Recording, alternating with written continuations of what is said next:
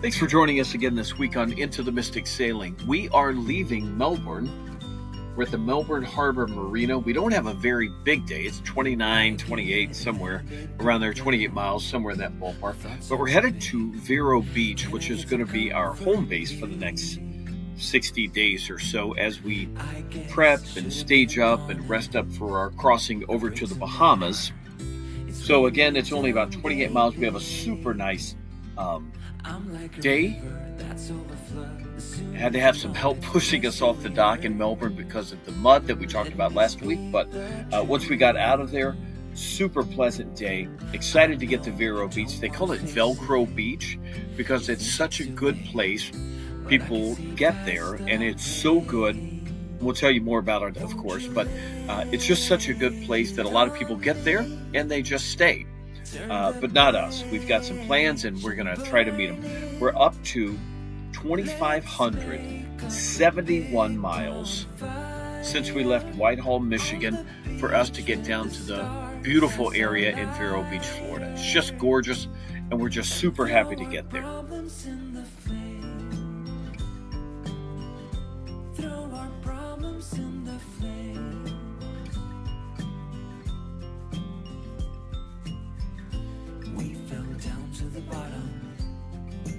So this is it. This is what we've been trying to get to.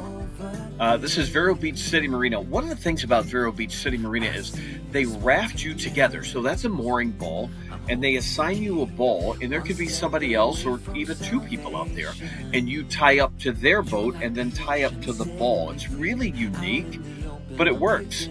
And when we first got there, I said to him, hey, can we pay extra to have a ball to ourselves? And the guy said, man, we've been doing this 30 years.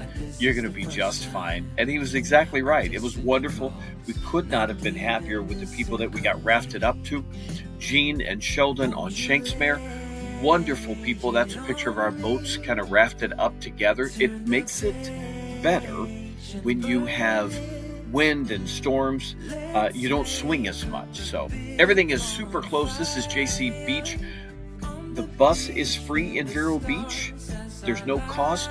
You hop on the bus. It takes you anywhere around the city. It runs every 45 minutes or an hour, picks you up right at the marina. We couldn't wait to get down to the beach so that we could dip our toes in the ocean and just really relax for a little bit. Tons of good stuff, of course. The weather is getting nicer.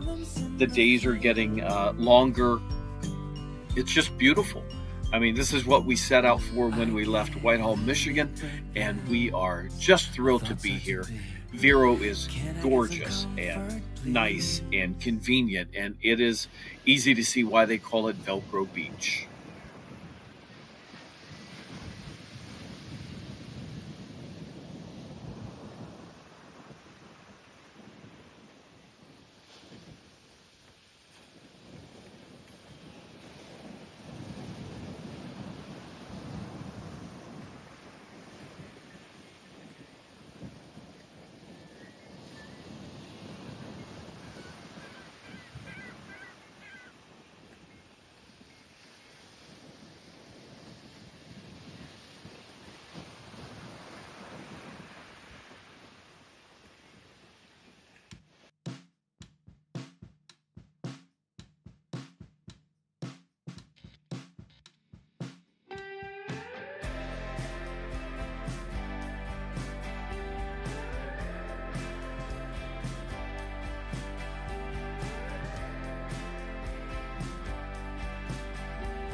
This is just some of the scenes around the marina. It's a Vero Beach City Marina. They have mooring balls, they have docks, fuel. They sell coffee, ice cream, a little bit of boat parts, that kind of stuff. Big laundry area. This is the laundry area, showers, lots of bathrooms. Just a really nice place to be able to kind of regroup. One of the things that we figured out when we were there is that everybody sees this area as either a stopping point or a staging point, and for us it was a staging. So they have a very nice captain's lounge. It's got a little kitchenette, TV, couches, chairs, lots of good areas for people to get together. This is us going back to the boat in the dinghy. Chara's driving. There's some mangroves that sit just around the corner. And it was just a great place. I can literally see why people get here and get stuck and don't go any further. And there's absolutely nothing wrong with that. If this is what you've been looking for, this is exactly where you want to be. It's so nice. It's just a really good place for us to stage up and get ready. We had some meetings with people who had gone across. They were kind enough to share their information with us. This is the Captain's Social. They do it every Thursday at 4. Everybody gets together and just kind of chit-chats and introduce yourself and where you're from and all of that kind of stuff. It is a great cruiser community. This is us in the dinghy. We're headed over to a going away thing for some folks who were leaving and heading across, and obviously just any excuse really to get together and socialize, maybe have a beer. This is the dock that we could tie up at. In this dock, we saw a 6-foot shark. Just some kids out fishing, and they're like, "Hey, do you happen to see the shark?" We were like, "No." They're like, "Yeah, it's right over there. Take a look." Just really a nice spot. So super fortunate to be there. We met a gentleman up in the Erie Canal, and he and his daughter came down and spent a little time with us. We all went out to dinner. Just really cool. This is John and Karen, his daughter. We met John up on the Erie Canal, and John happened to be walking by and said, "Hey, I have a boat just like yours, 134. So we got to chatting. We've corresponded back and forth ever since. He was kind enough. He's in a RV right now. And he said, "Hey, I'm in the area. Do you guys want to get together for dinner?" And we were thrilled to do it. Tons of packages. Everybody gets lots and lots of packages. We'll show you more. But this is what it looks like for us.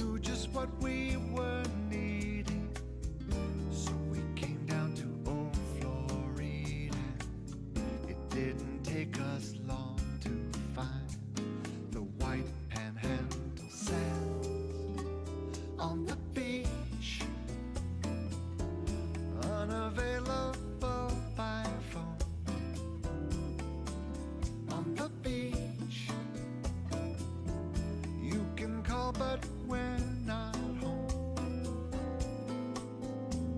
No messages for us, just an unending chorus of crashing waves and foam. Sailing so close, daring the water to touch our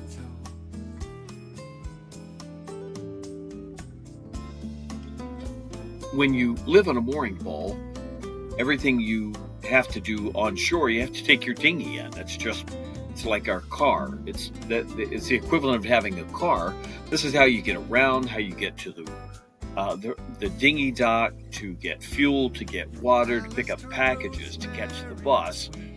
Those are condos right there. It's very nice when you get there. They tell you all kinds of good information. They're like, "Hey, when you see the 3 palms, just beyond that is where you turn in for the dinghy dock," which feels really good. So there are dolphins, manatees, all kinds of stuff in this harbor that everybody is in. And we just happened to spot a dolphin on this particular day as we're headed in. And we kind of, from a safe distance, watch them. And they just play and frolic and do dolphin stuff, whatever that is. So. On the beach, such a lovely day for two. No pressure before us, just an unending chorus of crashing waves and foam. Sitting so close, daring the water to touch our toes.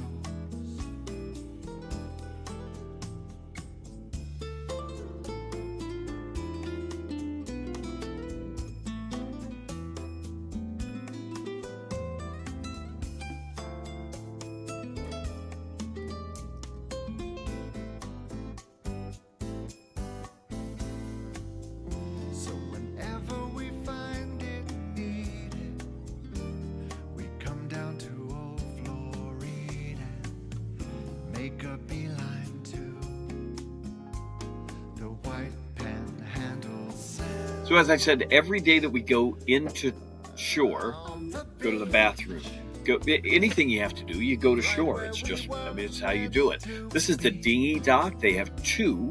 One is for long-term parking. If you're going to be there for a day, all day, overnight, if you're going home somewhere, any of that kind of stuff.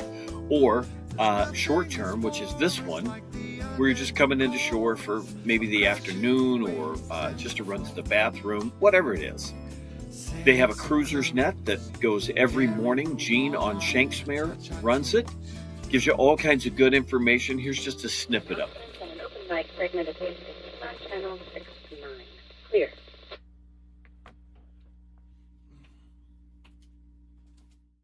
Morning, Treasure Coast. There we are. I am Jeanne on Shanks Mare, your anchor on this January 25th, 2026. It is Sunday morning. I am broadcasting from the Vero Beach City Marina. Here we've got a great crew that has your net weather, arrivals, departures, local interest items, things about town. Open mic segment, time for your questions, requests, deals, invites, and information, plus some good, succinct marina notes. Just let me check in before we check in. Is there anybody listening with an urgent need? Come now with your boat name only if you have such a need. We're going to leave you here with some more dolphin videos because who can get enough of these, right? So thanks for stopping by this week, tuning in. We so appreciate it.